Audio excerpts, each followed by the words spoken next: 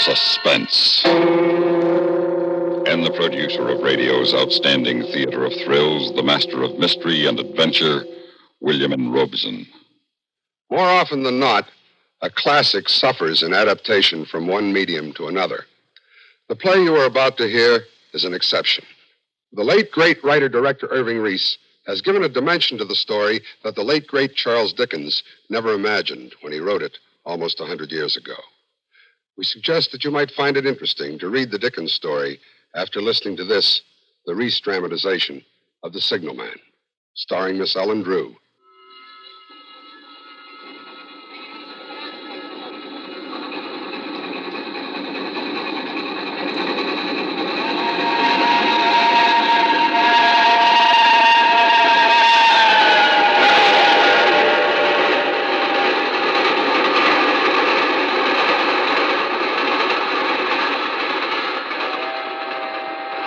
It had smashed by like a wounded monster screaming in pain and disappeared into the dark tunnel. In those brief seconds, I had relived the emotions of my childhood. I still trembled with the child's terror and fascination that had surged through me the many times I stood here 20 years before. Nothing had changed.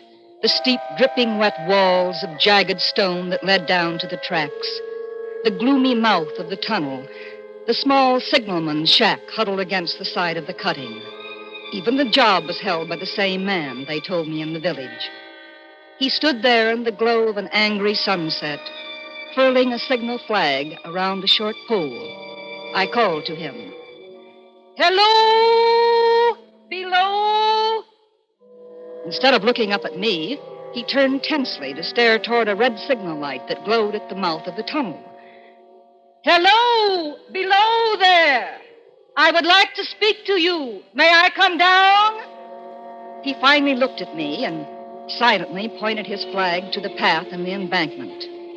I climbed down quickly and walked toward him with a casual smile. He watched me suspiciously, almost fearfully. "Hello. I'm Amy Sayers. I'm sorry if I startled you when I called down." Why would you think that, miss? Well, you stare at me as though you had a dread of me. Yes, miss.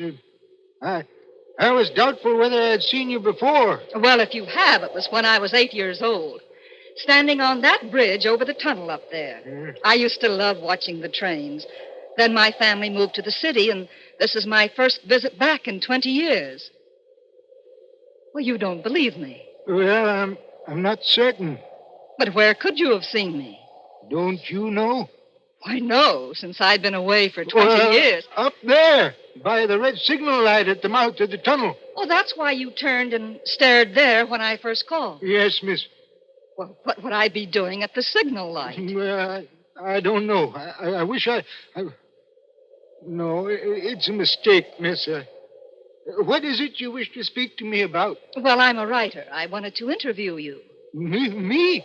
Well, why me, miss? Well, my magazine does a weekly biographical piece on interesting people and unusual occupations. It's called Close Up. Oh, yes, miss. I've read them. Oh, you have? Oh, you seem surprised. Pleased, perhaps. That one so unsophisticated. Well, I didn't really mean it that way. Well, there's a bit of a fire in my shack. It'd be more comfortable for you there. Won't you come on in? Oh, thank you. Oh, how snug and comfortable. Most of my waking life is spent here, and I've tried to make it pleasant. My, you have a fine collection of books. They've given me much companionship in the long nights. Pretty weighty companions. Gibbon's Decline and Fall, Burton's Anatomy of Melancholy, Darwin's... Do they surprise you, miss? Well, I can't help wondering why a man with a mind capable of absorbing these subjects would stay on a desolate job like this. Well, why would a pretty lady reporter come here for a story? There are many other places and people. Well, as I told you, I used to come here as a child, and the trains frightened and fascinated me. I always remembered it vividly through the years. I promised myself that one day I would come back and do a story on it. Good subjects aren't easy to find, you know. Why'd you choose just now to come? Oh, these ideas germinate in the writer's mind for a while, and then an impulse... And you were drawn here? Well, you say that as though mystic forces were involved. It was much simpler, I assure you. I've been working hard, and I decided that a few days in the country would do me good. I planned to use them profitably by doing a story on you. Oh, you might have come to that decision last month or last year. Well, that's true. But I can't see why you attach such special...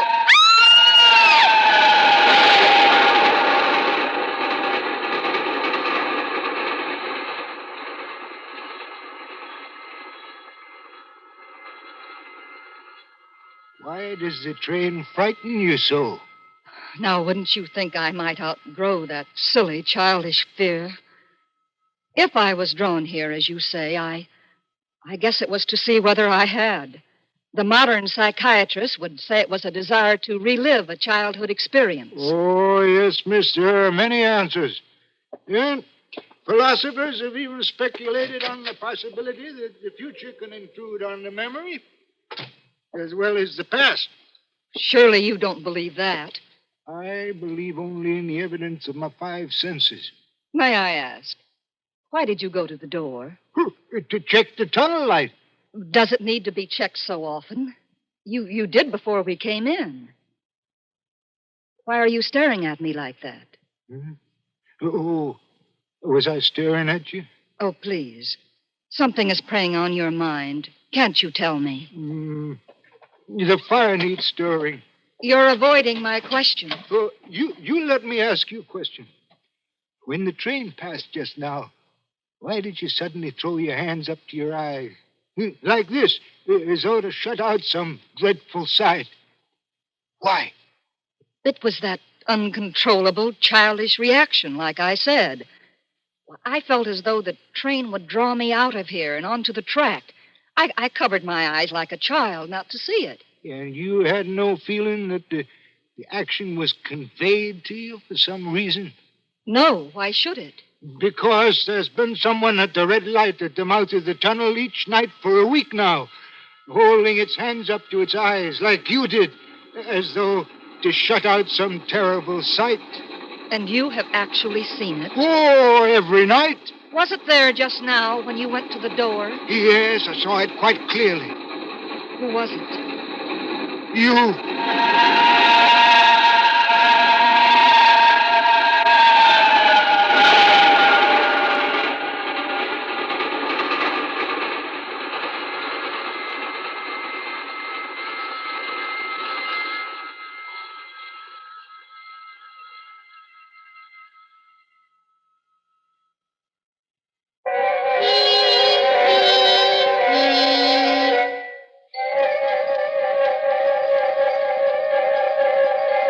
We sat there for a long, breathless moment as the train roared off into the night, leaving only their singing rails to mark its passing.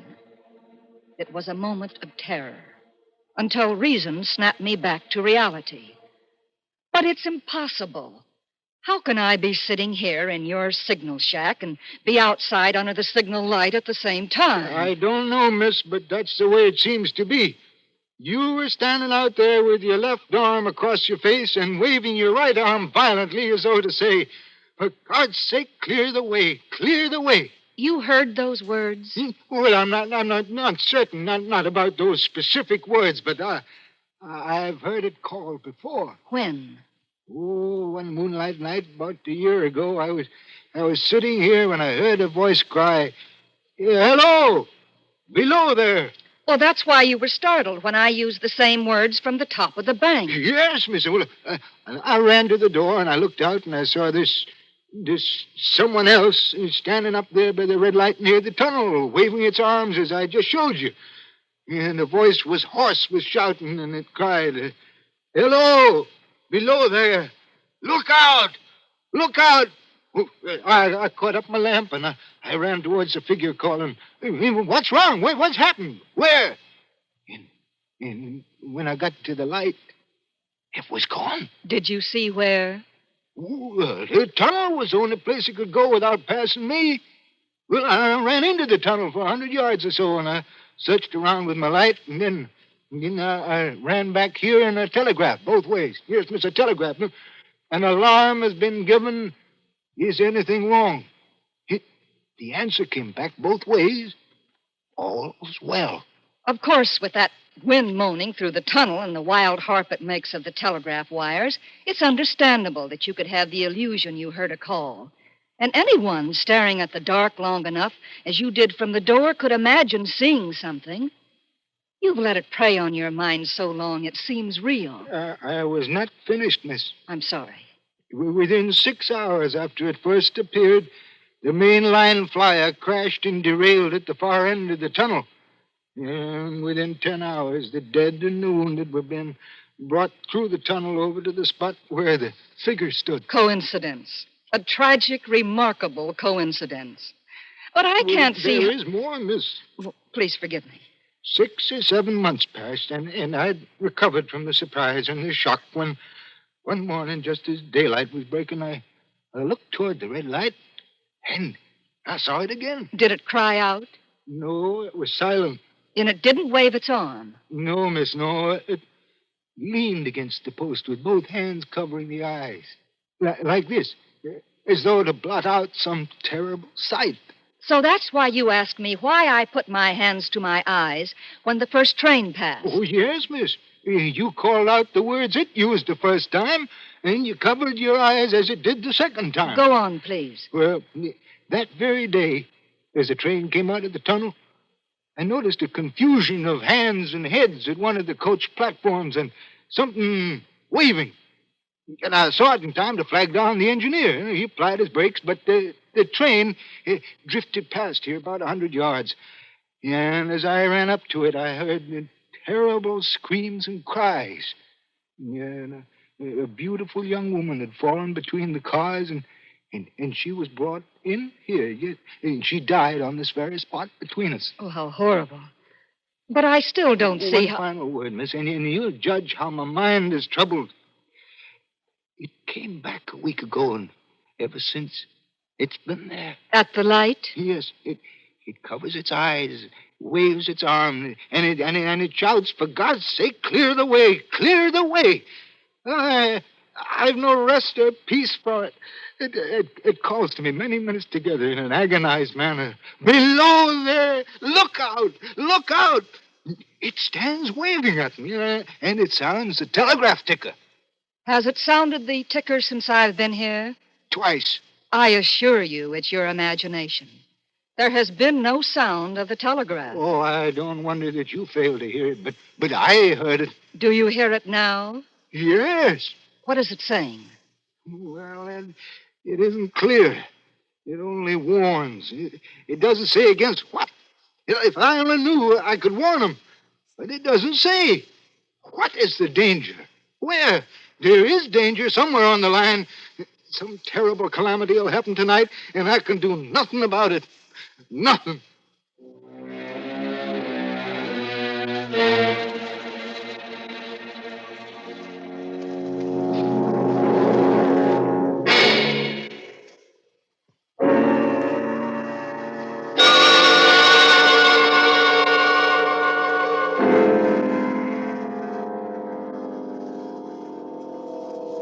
It was obvious that this poor, tortured signalman was the victim of hallucinations and delusions.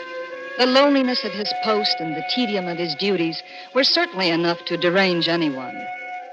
But certainly a man of his intelligence could be convinced that it was only his mind playing tricks on him. Well, how can you say that in the face of what I just told you? Listen, you were positive when you first saw me that I was the specter you saw at the light, weren't you? You used the same Well, word. now listen carefully.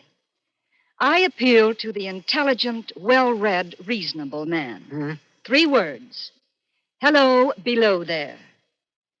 I was more than 100 feet away at the top of the embankment, and you were here below with darkness falling, and 3 words made you positive you had seen me before. Can't you see? You were trying to fit something to what you already believed. But then you put your hands to your eyes. Further proof.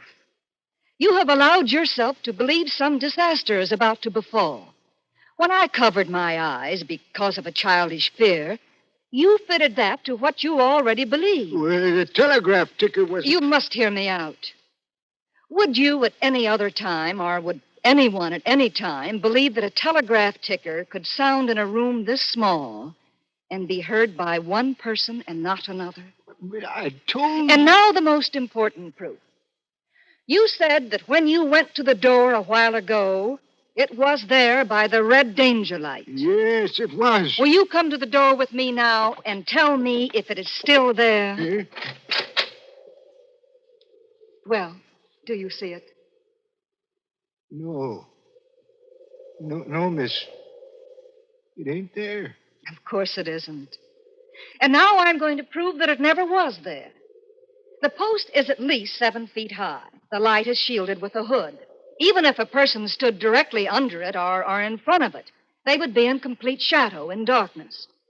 You couldn't see that person from this door, and you couldn't see that person if you walked to within a few yards of her or him or it. I'm going to walk up the incline to the light and prove it to you. I walked up the inclining tracks toward the red light at the mouth of the tunnel. The chill, dank wind had an edge like a cold knife. When I got to the light post, I stood directly under it. No portion of the red glow reached me. I was lost completely in the dark. I saw the signalman silhouetted in the yellow light of the doorway. Hello? Can you see me? Hello, below there. Can you see me? Oh!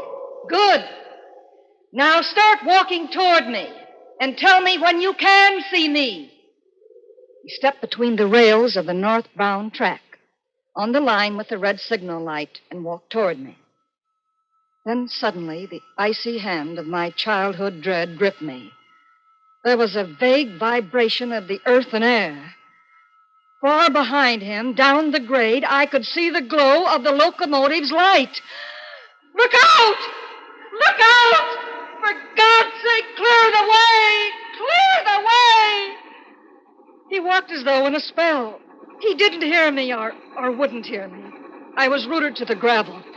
I threw my left arm up to my eyes and waved my right arm frantically. Below there! Look out! Look out! Clear the way! For God's sake, clear the way!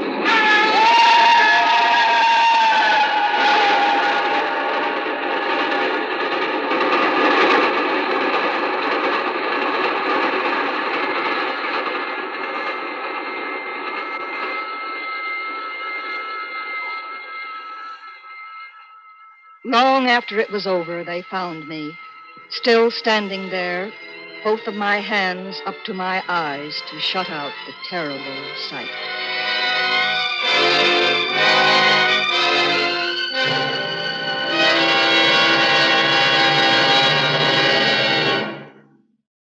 Suspense, in which Ellen Drew starred in William N. Robeson's production of The Signalman by Charles Dickens, adapted for radio by Irving Reese.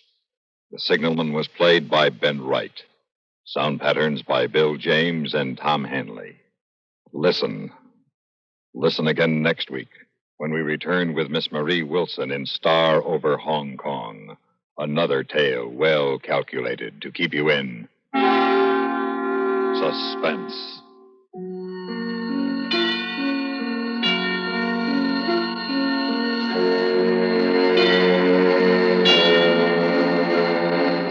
Following the news, listen for Have Gun, Will Travel on CBS Radio. You've been listening to the OTR Gold Network. Find more classic radio at otrgold.com.